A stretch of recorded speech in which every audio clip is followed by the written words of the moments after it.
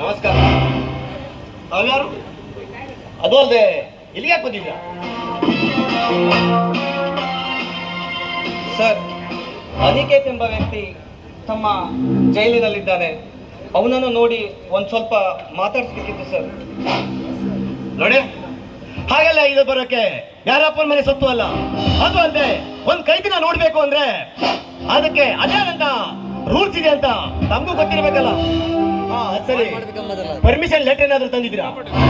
ಹೌದು ಸರ್, ತಂದಿದ್ದೀನಿ, ತೆಗೆದುಕೊಳ್ಳಿ.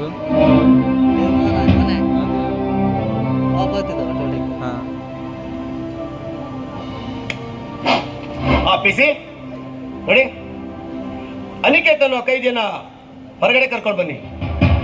ನೋಡಿ, ನೀವು ಆದಷ್ಟು ಬೇಗ ಅವ್ರ ಜೊತೆ ಮಾತನಾಡಿ ಹೊರಡ್ಬೇಕಂತ ನಾನು ಕೇಳ್ಕೊಳ್ತಾ ಇದ್ದೀನಿ.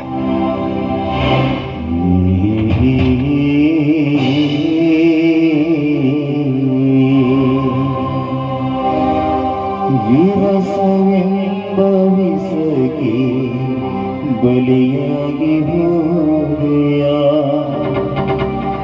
ಮಾರುಳೆ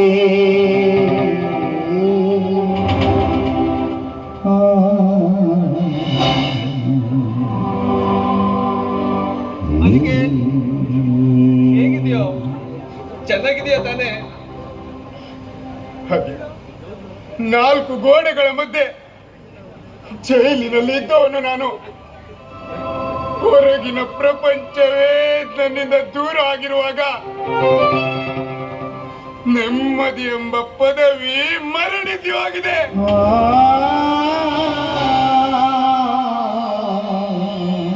ಜೈಲಿನಲ್ಲಿ ಅನುಭವಿಸುವ ಶಿಕ್ಷೆಯಿಂದ ನನ್ನ ತಂಗಿ ಅಪೂರ್ವಾಳನ್ನು ಶಾಶ್ವತವಾಗಿ ಕಳೆದುಕೊಂಡ ಆ ಕ್ಷಣ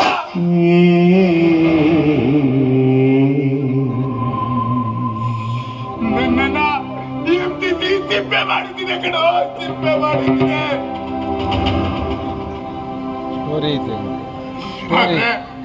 ವಿಧಿಯಲ್ಲಿನಲ್ಲಿ ಅನುಭವಿಸಬೇಕಾಗಿದೆ.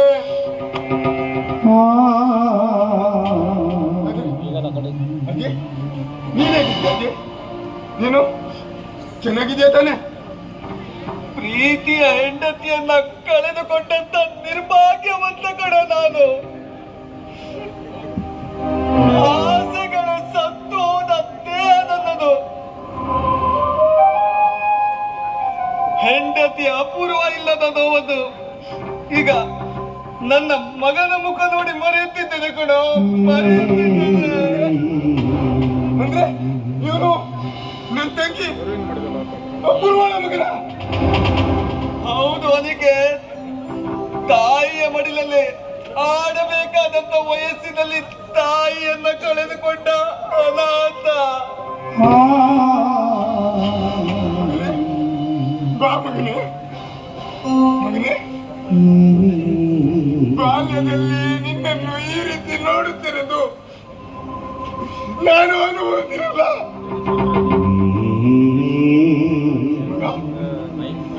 ತಪ್ಪಲ್ಲಿ ಎಳೆಯನನ್ನು ಈ ರೀತಿ ನೋಡಲು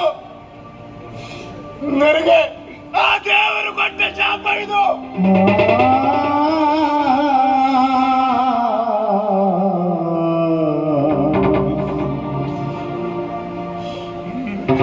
ನನ್ನ ನೋಡ್ತಿದ್ರೆ ನನ್ನ ತಂಗಿ ಅಪೂರ್ವ ನೋಡ್ಲಿಕ್ಕೆ ಆಗ್ತದೆ.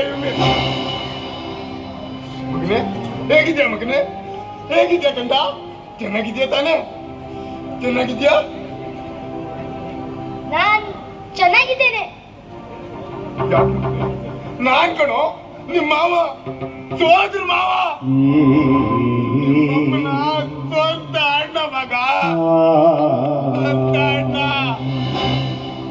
ಅದಕ್ಕೆ ನಿನಗೆ ಇಂಥ ತಂದೆ ಸಿಕ್ಕಿರೋದು ನಿಜಕ್ಕೂ ನಿನ್ನ ಪೂರ್ವ ಜನ್ಮದ ಪುಣ್ಯ ಕಣಪ್ಪ. ಏನ್ ಪುಣ್ಯವೋ, ಇಲ್ಲದ ತಪ್ಪಿಗೆ ಹೆಂಡತಿಯನ್ನ ಕಳೆದುಕೊಂಡಂತ ಪಾಪಿಗಳು ನಾನು. ಆದ್ರೆ ಈ ನನ್ನ ಮಗನ ಮುಖ ನೋಡಿ ಎಲ್ಲ ಬರಿಬೇಕಾಗಿದೆ ಕಣ, ಅದಕ್ಕೆ ಎಲ್ಲ ಬರಿಬೇಕಾಗಿದೆ. ಆಯಸ್ಸಿಗೆ ಆ ದೇವರು ಬರದ ಋಣಾಲು ಬಂದವೇ ಕೊನೆ. ಅದನ್ನು ಬಲ್ಲ ಶಕ್ತಿ ಯಾರಿಗೂ ಇಲ್ಲ. ಆದ್ರೆ ನಿನ್ನ ಮಗನನ್ನ ಚೆನ್ನಾಗಿ ಓದಿಸಿ ಬೆಳೆಸಿ ವಿದ್ಯಾವಂತನಾಗಿ ಮಾಡು. ಗುರುತಿಸುವಂತ ವ್ಯಕ್ತಿಯಾಗಿ ಶಕ್ತಿಯಾಗಿ ನನ್ನ ತಂಗಿ ಅಪೂರ್ವ ಆಸೆ ಈಡೇರಿಸುವ ಮಗನಾಗಿ ಬೆಳೆಯಬೇಕು. ಹೇಳಿ ಆಯ್ತು. ಪಿಸಿ ಇವನನ್ನ ಕರ್ಕೊಂಡು ನಡೆ. ಮಗಲಾರದೆ ಅಳಲಾರದೆ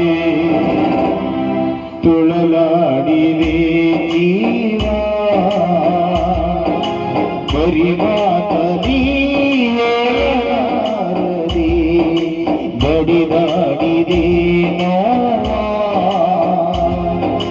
ದಿನಕ್ಕೊಂದು ಬಣ್ಣ ಕ್ಷಣಕ್ಕೊಂದು ಬಣ್ಣ ಏನೇನು ವೇಷ ಯಾವುದು ಮೋಷ